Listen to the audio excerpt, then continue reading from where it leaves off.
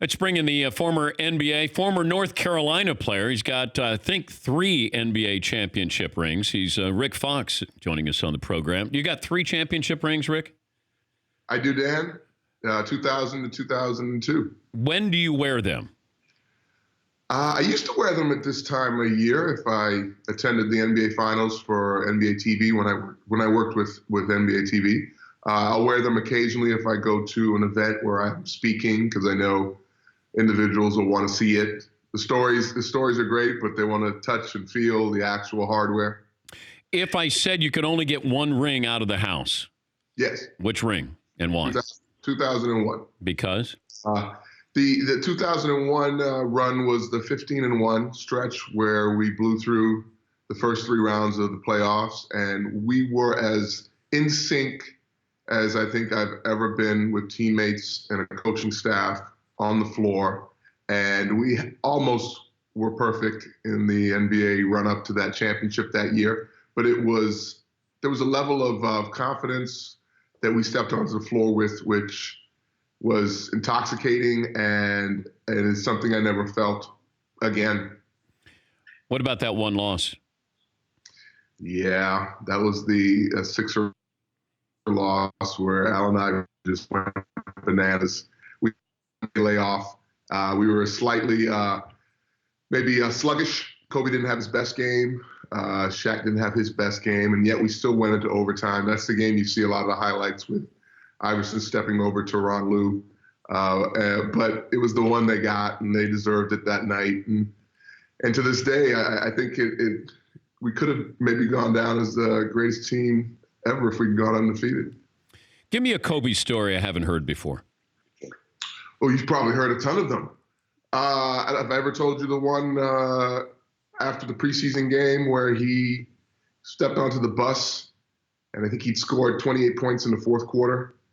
He didn't play in the first half. I think it was Del Harris didn't play him in the first half of the preseason game, and he scored 28 points in the 4th quarter. But he stepped on the bus and he said to me, he said, "Rick, I think I could have scored 73 points tonight." I said, "What?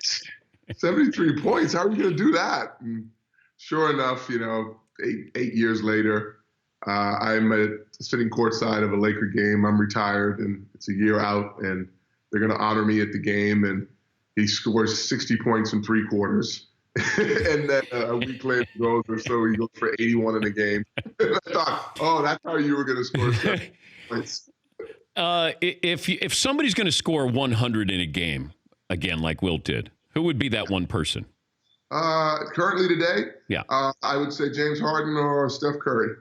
If Steph got on a streak and knocks down 23s, and just in a fit of heat checks, and then at some point team gets so frustrated they just start fouling him to try and stop him, and then he's a perfect free throw shooter. So there goes the other 30 or 35 points. How would your best Laker team do against this Golden State Warrior team? I don't know who's playing tonight. I was going to say, which one? This one now? Okay. Let's say they're all healthy, Rick. They're all healthy, and you pick your 2001 Laker team. Right. Can you step back as an analyst and be honest in assessing who would, and I know it's different eras, different officiating, different rules of what you get away with and all of that. But let's say the 2001 Lakers were playing today's NBA rules against a fully assembled Warriors team. Yes. Now, I've done this exercise for myself because I'm so impressed with this current Warriors team, and I'm also finally enjoying the current style of play of the NBA. It's entertaining, but it's also really, really fast, and the skill sets are increasingly better, quite frankly, than I think even our era when it comes to the range of shooting, the speed with which they conduct offensive execution in a full court set. So I'm going to give them that credit to begin with. The style of play is going to be huge. If physicality is allowed, they do not beat us. If we can't touch them physically, defensively, it'd be hard for our era to keep up with them at this pace because they're so fast, they're so free-flowing. But I tell you, defensively, the game would be decided because they'd have to send half of their team to do anything with Shaq in the paint. I mean, they would just have to literally send 3 guys to do anything there. Probably the core of their front line would foul out in the first half. If they did decide to double team him, we had shooters, Derek Fisher, Robert Ory, myself. We're all shooters, so we rarely got open shots. When we did, we loved that because we knocked them down. I look at the matchups. Derek Fisher on the physicality level would have been aggressively in Steph Curry. He'd be able to chase him. He'd be able to put a body on him physically, which I think would wear Steph down. Kobe Bryant, an all defensive player, would be able to guard anywhere from the 2 to 4 depending who's playing that in terms of a size matchup. If you're looking at it and you're saying they're going small and Draymond's the 4 and Draymond's the 5. Who wins, Rick? Who wins this series? We win the series in our era, and we'd have to get away with beating them up in their era right now today. But I definitely think that people forget how athletic Shaq was, and they think, well, Shaq wouldn't be able to keep up with these guys. I disagree. Shaq ran the floor faster than anyone just as fast as anyone on our team, and I think we would take that series. Your favorite Shaq story is what? The day we all had to decide whether or not we were going to practice with him butt naked, because he ran out to the floor because he was late for practice and it's just his shoes, nothing else. I came right into the circle and was like, okay, let's bring it in. Like, okay, you gotta go put some clothes on, right? Oh, he loved to do that, and he loves to like hug people, and he's naked, like right? Yeah, look, he just shot the movie Uncle Drew and was in that one showing his ass. So he's just body beautiful, I guess, right? And what are you doing? Are you doing a movie on the Showtime Lakers, or is it a documentary?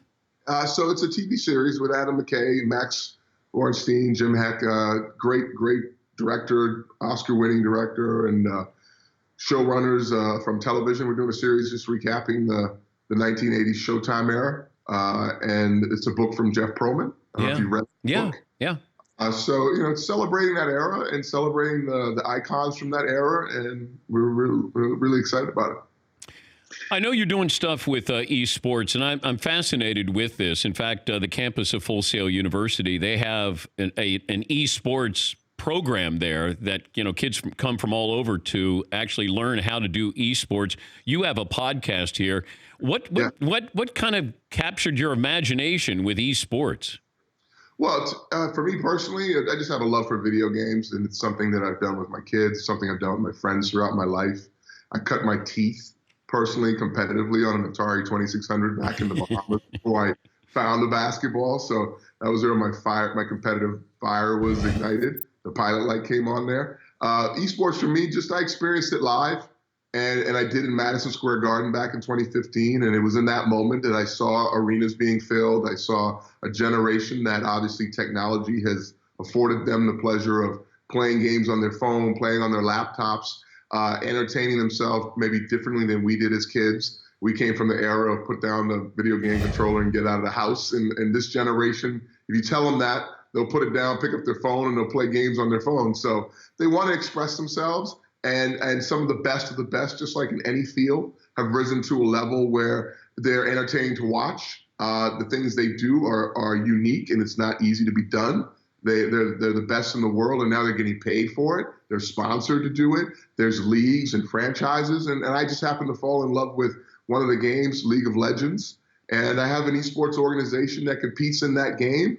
We have some of the best players in the world. And so I'm in that culture now for the last 5 years, and I thought we'd do a podcast, the GG podcast, to celebrate games, to celebrate esports, to talk about things that are happening culturally around video games. He's Rick Fox, 3-time NBA champ. The podcast, the GG podcast, the gaming and esports podcast, available on podcast1.com, Apple Podcast, and the Podcast One app. We keep trying to get Ray Allen to do a sequel to He Got Game. Oh, man, yeah. Now Denzel says he's up for it. Ray says he's up for it. And I asked Denzel, and he said, I'm fine. He said, get Spike and, get something going. But I'm wondering, what would the sequel be to He Got Game? Well, I'll tell you this much: I'm not holding it up either. I mean, I'm sure I'm sure that I can find some time. What's holding up? It's been over 20 years. I think you have to. It's generational, right? You either have to, Jesus Shuttlesworth is now himself a father, maybe is now himself. Maybe it's not a son, maybe it's a daughter. I think college basketball today. Maybe his son is figuring out whether to go straight to the pros. I think the storyline, Spike is obviously Oscar-nominated writer and director, so he can figure it out. I think it's just probably scheduling and timing, and I love the idea of revisiting where that character Jesus Shuttlesworth, as iconic as he was, along with his Spike as his who would be a grandfather at this time. Not Spike, Denzel, who would be probably a grandfather at this point to Shuttlesworth's son, getting involved again in his son's life. And what do you remember about shooting that? Oh, I got two memories, and I still have some of the proof of those memories, too. I remember the two scenes that, I remember the first time auditioning for it. I walked into this casting director's office in New York with Spike, and out came Amila Djokovic. She just auditioned for the character role of the prostitute. And in behind me walked an 18-year-old Rosario Dawson. Oh, boy. She signed in. She just got off of the show Kids, the movie Kids that she'd done. She asked me to borrow my headphones. I lent her my headphones. She wanted to get prepared for her scene. And I went in, and it was Ray Allen and Travis Best and myself auditioning for these characters. And in the casting office was just Spike and I think Tyler, the casting director. And we get done with the scene, and we hear this clapping, and it's neither of them clapping, and we're wondering who's clapping. And in the closet on the floor was sitting Denzel Washington the first time. And he stuck his head out, and he was like, "That was really good." And ended up getting the role. And then the second thing I remember about that movie was being on set and shooting probably one of the most eye-opening scenes for me as Chick Deegan recruiting Jesus Shuttlesworth to come to Tech U. And as a recruit on campus, and I've done this before, not to this level, but you show the guys, you show the high school kid around, you want them to feel good about the school and fall in love. You want to introduce them to the young ladies. And in this case, two of the women that were playing the assistant coaches that I was entertaining Jesus Shuttlesworth with were two famous porn stars. And I remember getting a Polaroid with these two women just to remember that, I was on set with these two women. And I have those Polaroids to the day, actually. Oh, boy. Every once in a while, I'll pull them out and I go, oh, man, it was 20 years ago. And we did this scene, and the scene became iconic. It became really iconic. And because everywhere I go now, people want me to recruit them to come to college with assistant coaches. That didn't happen at North Carolina when you were recruited. No, I didn't have that type of recruiting tactics. Hey, good luck with a few things here with Showtime and also certainly with the GG podcast. Great to talk to you again, and we appreciate your time as always, Rick. Always great to see you, Dan. Who do you think wins tonight? Wins the series? I'm saying Toronto. I just think home court advantage. I don't know the health. Even if Durant and or Clay play tonight, I just don't know how healthy they're going to be.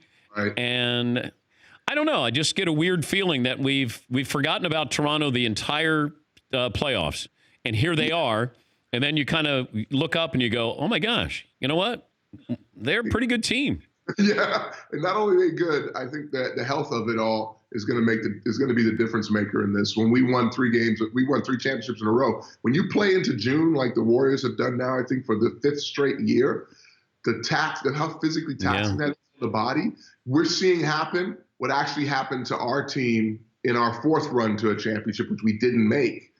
I popped a tendon in my foot. Kobe was hurt. Robert Horry got hurt. Shaq got hurt. You fall apart. And they physically, quite frankly, are all kind of, the wares of playing into June for 5 years in a row is catching up with them. If you had your life on the line and you could have Horry take the shot or Kobe take the shot? Is this a shot that, I know, I'm sorry, putting parameters around it. Does he have to create the shot himself? No, he doesn't have to create a shot because that would be easy to, like you would take Kobe there. So a spot up 3. Game, your life it hangs in the balance. Robert Horry or Kobayashi. Yeah, Robert Horry every time. Oh, really? Yeah, every time. Okay. All right. Yep. You're going to hear from Kobe. I know it. I know it. Hey, That's why if someone's got to create it and get it off, I'm putting it in Kobe's hands. oh, yeah, definitely that. Hey, Rick, thank you. Good luck, and always great to catch up with you. You too, Dan. Thanks. For more Dan Patrick Show, tune into Audience Channel 239 on DirecTV, stream for free on BR Live, or download the Dan Patrick Show app.